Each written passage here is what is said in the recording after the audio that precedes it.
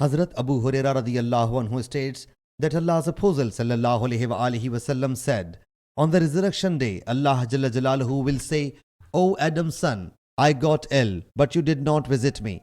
That man will submit, O my Lord, how could I visit you when you are the Lord of the worlds?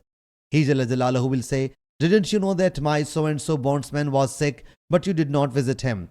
Don't you know if you had visited him, you would have found me near him? O the son of Adam, I asked you for food, but you did not give me food. He will submit, O my Lord Jalla Jalaluhu, how could I feed you when you are the Lord of the worlds? Allah Jalla Jalaluhu will say, didn't you know that my so-and-so bondsman asked you for food, but you did not serve him food?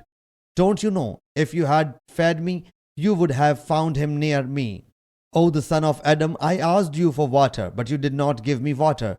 He will submit, O my Lord Jalla Jalaluhu, how could I give you water when you are the Lord of the worlds? Allah Jalla Jalaluhu will say, my so-and-so bondsman asked you for water, but you did not give him water to drink. If you had served him with water, you would have found him near me. Sahih Muslim Hadees number 6501.